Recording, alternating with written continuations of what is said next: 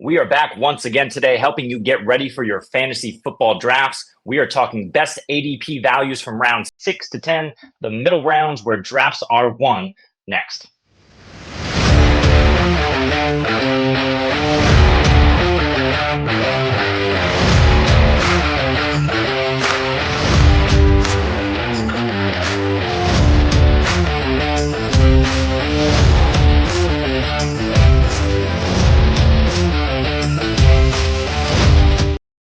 Welcome in once again to the Double FU, the FU times 2. I am this guy. I am with this guy. Today we are talking about best ADP values round 6 through 10. Aaron, how you doing?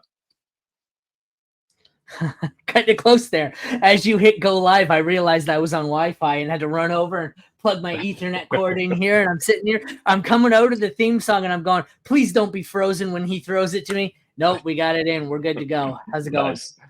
Good stuff, man. Yeah, all good. Just listen, I'm deep in the graphics, garbage pile, trying to learn Canva and CapCut and all this stuff on the fly. But it's August, it's go time, so I'm in it to win it, man. Let me tell you two things. Okay, first, Canva. When I first did it, my graphics were terrible, and it seemed like I was going to give up. Watch anytime you want to do things. I must have watched 50 different how to do this on Canva, how to do that. If you find something you like, YouTube how to do it, and you can. It's really easy to learn. CapCut, or I was using CapWing at one point. I found that almost impossible to use. Do you have children? Have your children teach you. My 10-year-old taught me everything I needed to know about how to use CapCut because I had no clue. I remember we were doing one of our videos and I couldn't figure out how to do it. And I showed my kid and he was like, you tap this, this, and this, Dad. And I'm going, how did you do that? So just you find one of your kids, they'll teach you. Listen, I hear that. That's how you know you're officially old, is when you're asking your kids to teach you technology. If I had kids 10 years ago, I would have been asking them to do it. So I feel that. But yeah, let's get into it here. The best ADP values for the middle rounds.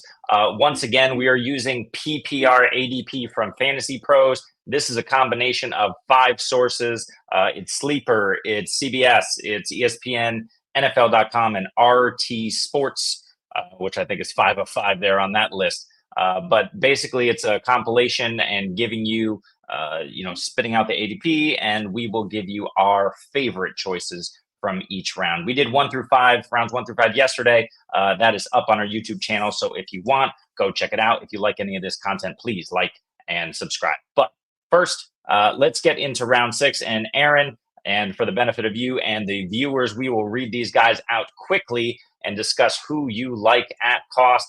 In the 6th round, it is Kyle Pitts, Tank Dell, David Montgomery, Zamir White, DeAndre Swift, Ramondre Stevenson, Evan Ingram, Dak Prescott, Keenan Allen, Christian Kirk, and Jordan Love. So it looks like just Love and Prescott as QBs, a ton of wide receivers, and some decent running backs here. Maybe we're in the dead zone.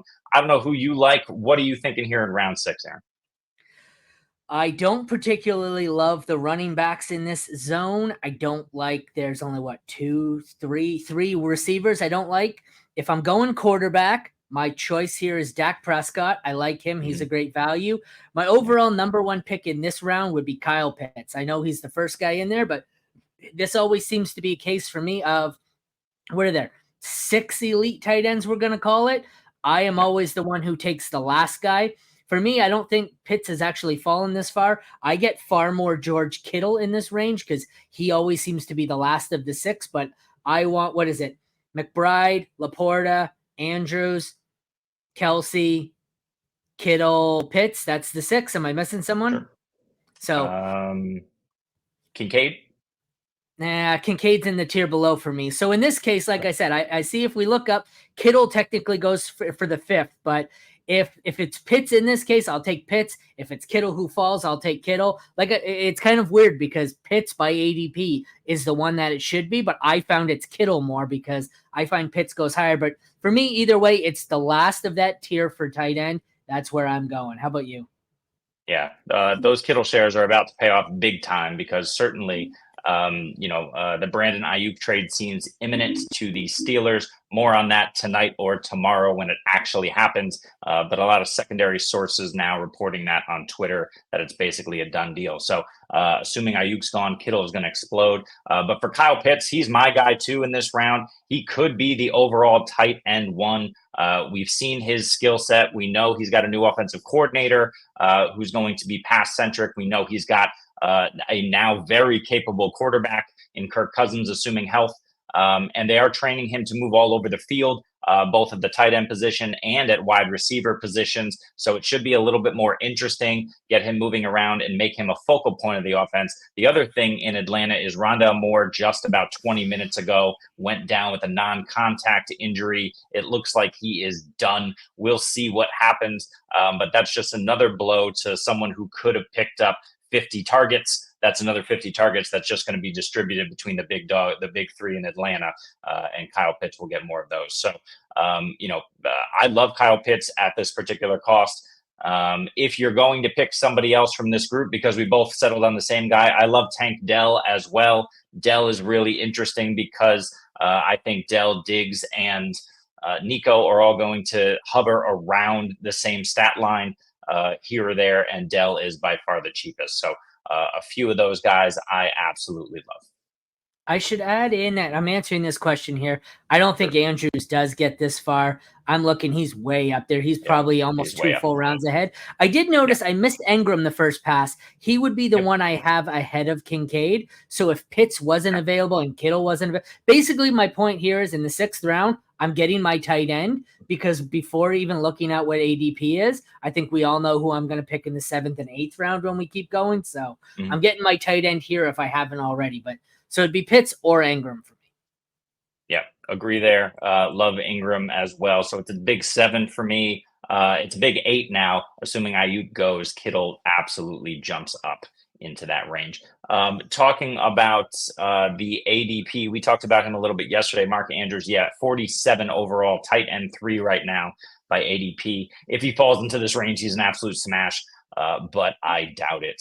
And Zamir White, we may talk about him in a few rounds here. Moving on to the 7th round. Let me just get my math in order here. Yep. So is this right? Yeah. So we had Najee Harris there at the end of that 6th round. Also Calvin. Yeah. Yeah.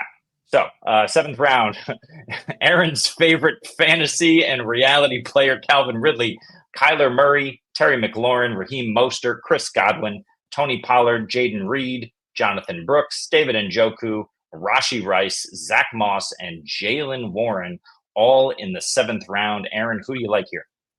It's like they put every fantasy player I hate and put them all in one round. I've got, except for one. Obviously, my choice here is Godwin. If you've done any fantasy draft with me, you know that my 7, 8, the reason I go tight end in 6 is because in 7 and 8, I'm going Godwin and Diontae. So I love Godwin there. Don't mind Kyler if you haven't had a quarterback or don't have a quarterback yet. I think he's a steal. And then there are 2 running backs that I like. I think Mostert's being undervalued. I suspect that Miami backfield is closer to a 50-50 split than we want to give them credit. Zack Moss currently listed as the RB1 in Cincy. I love that. This was a tough one because I have 1, 2, 3. I really love Godwin and Moss here, and I don't really like anyone else in the round. So I think it's Godwin, and then I hope Moss gets back to me, but there's only 2 options for me here. Unless I need a quarterback, then Kyler's a good value. What do you think? Yeah, I love all those picks. Let's talk about Chris Godwin for a second. Moving back into the slot, there's not a ton going on there. In terms of the running game. We saw that happen and play out last year. Jalen McMillan is an absolute beast by all accounts in training camp. So I think that's just going to help further open up the offense. And if Godwin is the number 1 read on a ton of these plays, he's just going to soak up the targets. The question for Godwin, absent Tom Brady, has always been touchdowns. Will he be able to get into the end zone? I think he will. But again, we're talking about PPR. So if he's getting the volume, the touchdowns are really just icing on the cake for Godwin. He has that ability. The question is, will they look for him in the red zone over guys like Evans and Otten and dump it out into the flat? They can, but it remains to be seen what happens with Canales.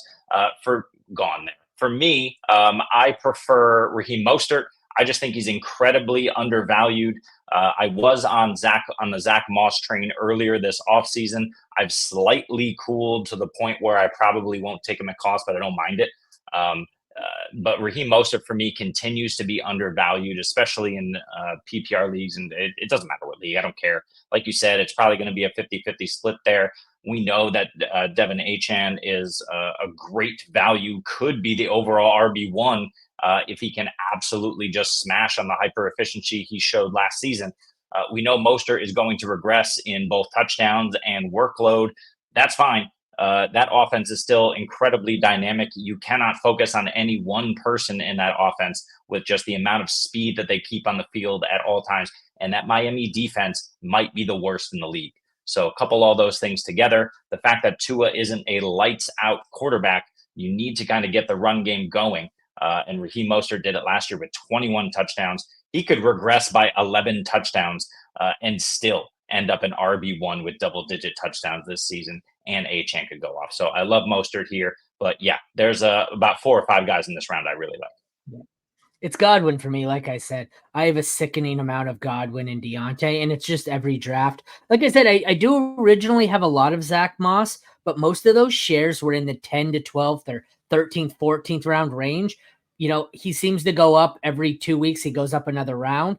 I don't know if I have him at all in what do we say? This is the seventh. Yep. I don't know if I have him at all in the 7th round. It's starting to get too rich for my blood, especially because I do believe in Chase Brown. So, like I said, for me, this one, unless I need a quarterback, which I'd probably just punt, but it's pretty easily Chris Godwin here. And I've never been the big Godwin believer, but he just seems like the easy value here. And we will absolutely talk about Chase Brown a little bit later in the episode. Quickly to Jesse's point, Kyler Murray in round 7. Kyler can be has the potential to be a top 3 quarterback. He's going as the QB 11 right now in round 7. I think that's a steal. You referenced it earlier. Anything else to say about Kyler?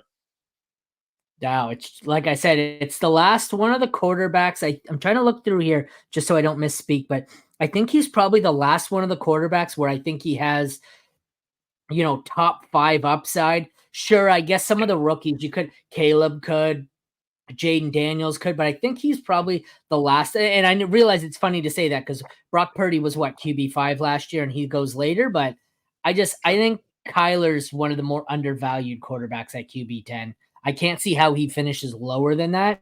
And he seems like the last, there's some quarterbacks that could finish higher than him, but none that feel as safe as him. So Kyler in that range is really good if you haven't taken a quarterback yet.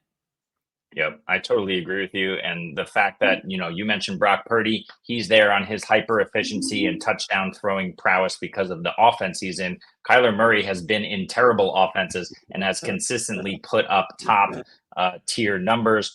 First 3 years of his career was the QB6, QB3, and QB10. So we know he has that in his bag when he's healthy. And he was the QB10 on just 14 games and then suffered from injuries the last 2 seasons. So we know Kyler can get there pretty easily. The only barrier, I think, is health. And now he has 2 elite options in the passing game and a couple of other serviceable ones there if everyone stays healthy. So I like that as well. In the 8th round, let's run through it here.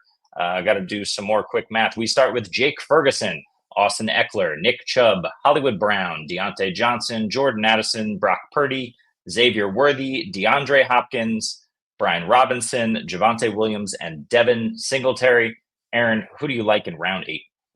The only option here, I guess if you need a quarterback, Purdy's pretty safe too, but the only option here is Diontae.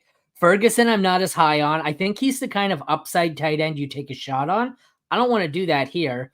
Eckler and Robinson, no real interest how that's going to shake out. Nick Chubb, I've been taking more Jerome Ford because I don't think Chubb can possibly pay off at this cost. Hollywood Brown, we've got 900 KC receivers. We don't know what's happening with any of them. Jordan Addison, I'm pretty confident will be suspended this year, unlike Rashee Rice, who I think is going to drag it out. They seem to be expediting the Addison case. Xavier Worthy, once again, talented rookie, too many mouths to feed. We have an ambiguous wide receiver room. Don't love it. DeAndre Hopkins, kind of too old here. I don't really want to invest in him. Hurt. Javonte Williams, like we said, seems like they've been trying to replace him all year. Devin Singletary is the unsexy pick here.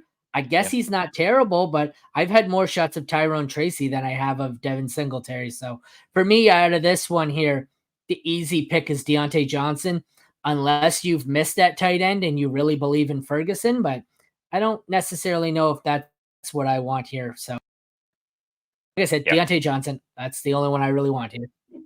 Yeah, we're all lockstep on Diontae Johnson in the 8th round. He's a smash. We were taking him in the 9th or 10th round of Superflex leagues all off season. In Dynasty redraft, didn't really matter. And now he's available easily in the 8th round. I'm happy with him in the 7th round as well. He's just going to be a complete target hog. Just a reminder to everyone who has forgotten that Adam Thielen, who was 33 years old last season, between weeks 1 and 11 was the wide receiver 10 in points per game. So Adam Thielen was an absolute monster for 2/3 of the season last year with struggling Bryce Young in an inept offense with no other weapons there. Now Diontae steps in. He's the clear one. And look, if these guys like Mingo or Marshall or whoever else is looking decent, Leggett in camp, if they can kind of take a step forward and just be adequate, that will just give Diontae more one-on-one coverage, and we know that he beats that. So I love Diontae there. If you want another pick, I think you were right on with Purdy. Purdy's a really interesting one, or you can take the upside shot with Hollywood or Xavier Worthy. For me, it's pick your poison. I think Hollywood is just the vet, so I give him the nod, and he's getting some excellent reviews early in camp, and he has established a rapport with Mahomes already. Mahomes is set to go off. So if you take one of these guys this late and they end up being the guy, especially if someone else goes down, I think that's a steal. But yeah, Diontae, and then a couple other guys for me there as well. Diontae, I just don't understand. Like, I get it. It's not as good. It's like Zack Moss. I was getting him in the 10th and 11th round. Now I'm getting him in the 8th. But I don't know how many times I seem to have a lot of teams where I'm drafting the 1, 2, or 3 spot. And I'll get into the 7th and 8th round and go, oh, okay, I've got my QB. I've got my tight end. I've got a top 6 QB. I've got a top 6 tight end. I've got 3 or 4 stud running backs here. But I'm like, I've got one good wide receiver. What the hell am I going to do? And then I look and it's like, oh, I'll just double tap Godwin and Diontae and I'm fine. I get that they've gone up a few rounds in value. When I look at the players available in this round, like these rounds, I'm just going, how are they even available here? And I've said it in drafts with people and they said, oh, I wasn't even considering Diontae there. And I said, well, I don't know why the hell you weren't, because I've been sitting here waiting to smash Godwin and Diontae. So I know that's why, like I said, as we've moved on here, I've started to adapt my draft strategy and go almost hero wide receiver, knowing that once I get a top 6 or 10 wide receiver, I can just wait till the 7th and 8th round and fill it out with the 2 receivers I'm going to take anyways. So, yep, 100%. I'm going to give Sleeper their flowers slightly. They're still not there because he's still wide receiver 40 in projections for them. But in PPR leagues, he was 65 receptions, 690 yards was his projection. Now Sleeper is up to 78 receptions, 817 yards. It's still too low. He's going to have closer to 90 receptions. He's going to approach 1,000, if not have more than 1,000 yards receiving. And they only have him at 4 touchdowns. If Diontae gets to 6 or 7, which is certainly possible, it's not necessarily that he 4 is outlandish. I think that's probably right around what he usually does. But if he gets more volume, he's got the opportunity for 6, 7 touchdowns. And if he does that, he's absolutely a wide receiver too. He's a steal here for us in the 8th round by far. So go out and get him. All right. Moving on to round 9, we have Ladd McConkey, Brock Bowers, Christian Watson, Tyjae Spears, Keon Coleman, Rome Odunze, Jaxon Smith-Njigba, Justin Tucker comes in as kicker 1, Zeke Elliott, Jayden Daniels, let's see where to cut off, Gus Edwards, and Dallas Goedert. So of those names, who do you like in round 9? Well, it's not Dallas Goedert, but this is the tough one for me because, I typically take Tucker or Aubrey, but I'm not doing it. We're in round 9. I'm typically the first guy to do it in around 11 or so. For me, it's really weird. I'm not really in on Bowers. I think the offense is going to suck. 2 tight ends there. Don't believe in Watson. Tyjae Spears isn't a bad target here If you believe in him, I like him. I feel like he always goes earlier than this. If you need a quarterback, Jayden Daniels is a decent upside shot, but I'd be pairing him with a Kirk Cousins or a consistent veteran later. For me, it's basically the three upside shots I want to take at receiver. I don't have a specific one, so this is kind of a diversify my portfolio round. I like Ladd McConkey. Shouldn't say I like Ladd McConkey. I like Ladd McConkey's situation. I don't think there's a definitive player. And even that's one where I have some McConkey. I have Palmer. I have Quentin Johnston. I have a lot of Coleman. Coleman seems to be my number one target in this round. I can't see Samuel or Shakir beating him out. I think the talent is there, and I think he has real upside. And probably second ahead of McConkey for me would be JSN. I think he supplants Tyler Lockett as the 2. He still won't beat DK, but, Higgins is still good behind Chase. So I think JSN's a solid steal here. I like the talent of Rome Odunze. He's just not the guy I target because there's too many mouths to feed here. So for me, it's probably Coleman 75% of the time, mixing in JSN 25% of the time. Unless I really need, a quarterback, especially, if it's 4 point per passing, then I'll go Jayden Daniels. But it's, like I said, it's a mixture of Coleman and JSN for me. What do you got? Yeah, all good calls there. Love the Jayden Daniels call, especially if you're waiting on late QB. You can do that again this year because he could become the QB1 just simply for rushing back for 1,300 yards, smashing the QB rushing record and somehow throwing 25 touchdowns. So Jayden Daniels is definitely a nice shot here. I love JSN. I agree with you. He's going to be the 2 there. DK Metcalf, even though he's the 1, has never been a high volume guy. And the fact that the Seahawks are struggling on offensive line once again, didn't really do a ton to address it in the offseason. The fact that that's going to be an issue kind of leads itself to more closer to the line of scrimmage passing game. So JSN can absolutely play that role and see the high volume in a PPR league. I think this is a smash. My guy here is Tyjae Spears. Tyjae Spears, the reports have come out that, months ago that Brian Callahan sees Tony Pollard, new free agent acquisition to the Titans, Pollard and Tyjae Spears as kind of like a 1A situation that they're going to split. If a guy runs away with the job, Callahan's left the door open for the fact that guy could actually take over and be the lead workhorse back.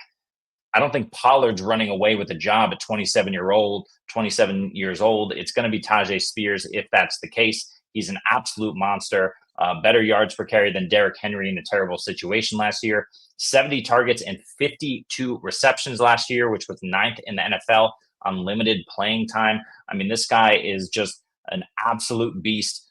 He's bigger than you think, and he has the opportunity here. He's in the mold of Jahmyr Gibbs, Devin Achane, where he's going to not necessarily take on 280 touches. At the same time, you give him 215 touches, 220, and he can be an absolute monster. On 100 touches, was it him or was it Achane? No, that was Achane. I have to go back and check Tyjae Spears' numbers, but they were pretty damn good. So for me, it's all about Tyjae. What do you got? Before we go to round 10, I just want to show the audience here I practice what I preach. So what I said was in round 6, I took a tight end. Here I went Joe Mixon because if you notice, this is Paulie's playoff. I had already taken Kittle in round 5, or I would have gone Pitts. So I take Mixon. Then what do I go? Godwin, Diontae, JSN. So literally, I have done exactly what I just said I was going to do, with the exception of, like I said, Kittle, I got a little early. Plus, that Gibbs, I mean, I know you're in a super flex here, it looks like, but that Gibbs value is really nice there at the 212. Yeah. Yes, it is. Sorry. Anyways, I was looking through because I got a notification for that league, and I was like, oh, how about that? It's exactly what I said we were going to do. It's exactly what we preach. I'll kind of switch us back over if you want to go to, what is it, the next round here? Yeah, the final round here, which is round 10. Now we have a few kickers and defenses permeating the board here. But in our final round, we'll talk about today. We got the 49ers D. We got Brandon Aubrey, kicker of the Dallas Cowboys. TJ Hawkinson, who will not be healthy for a couple months. Tua Tagovailoa, Caleb Williams, Jared Goff, Cortland Sutton in here for some reason. Jameson Williams, Harrison Butker, Trey Benson, Chase Brown, Blake decorum, and I think that rounds it out. So Yeah. of those 12 names, who do you like here at cost in the 10th? For me, right about this range, I'm typically pulling the trigger here on, like I said, I've got a lot of leagues where I'm on the turn, so I'm double tapping. I'm normally going Aubrey. I mix it back and forth between Aubrey and Tucker and the 49ers DST. Those are my two that I normally go with. If you want a position player, I also have a lot of shares of Jameson Williams. The camp hype here in Detroit has been getting out of control. He's looked really good. And I also like Chase Brown. I think there's some potential there. But so for me, it's the two special teams areas here, Niners or a kicker. And then I think I would go JMO with the option of Chase Brown behind. Other than that, I don't really take anyone else in this round. Not really in on Tua. I'd rather wait. TJ Hawkinson, I like if I can get him in like the 13th round. I don't really want him in the 10th round. I'm assuming he misses half the season. I could be wrong, but that's just my assumption. Where are you going in this one? Yeah, I love Jameson Williams. I still have a ton of Jameson Williams, even though I sold some off in dynasty leagues this offseason.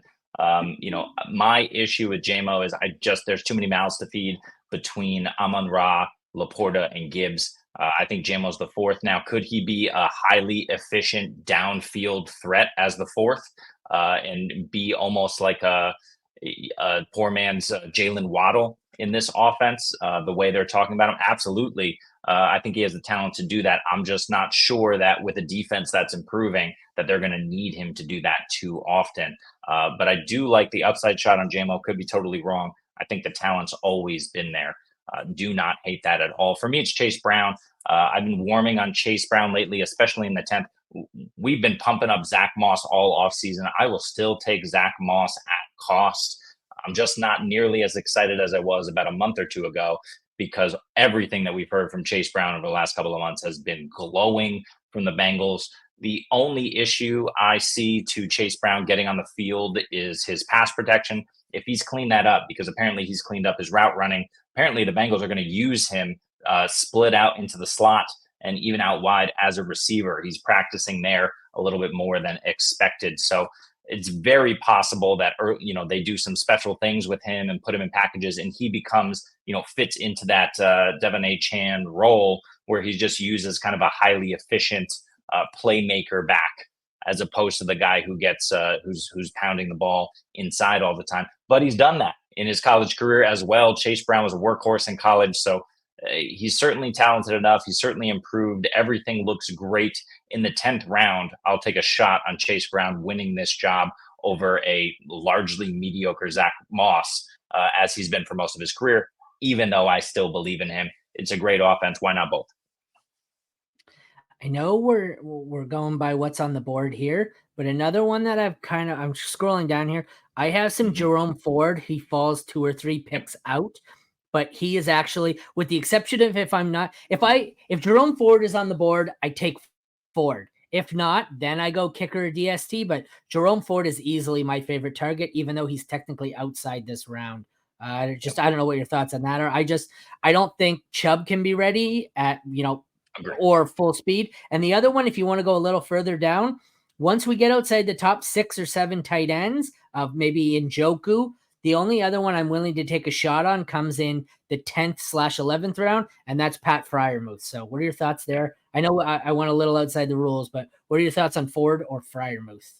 No, it's fine. I mean, Ford, I think, is good with the Deontay Foreman injury or whatever happened with him. I was higher on him just because I thought he was more reliable. This Cleveland Browns offensive line is still top 3 run blocking unit in the league, even though they're a little bit older. And I agree with you. I don't think Chubb is going to be ready. The fact that he's squatting 500 plus pounds, great. But this is a guy who regularly squats like 700 pounds, and we need to see him be cutting on the field.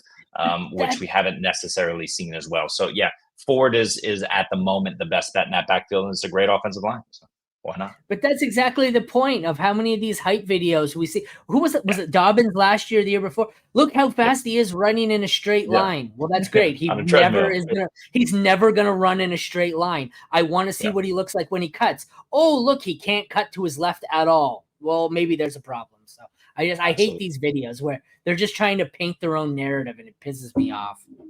100%. I was higher on Pat Freirmuth a few days ago. If Ayuk goes to Pittsburgh, I will not be as high. I just want a guy who's clearly going to be the number 2 or 3 option if the offense is good. This offense is not good. He will need to be the number 2 option, I think, to produce high-level tight end numbers. And if you have Ayuk and you have Pickens and you have the combo of Warren, who should get most of it through the air, and some to Najee, I just think Pat Freirmuth falls to 4th in the pecking order with Russell Wilson or Justin Fields behind center. And at the moment, if Ayuk is there, I don't want anything to do with Freirmuth.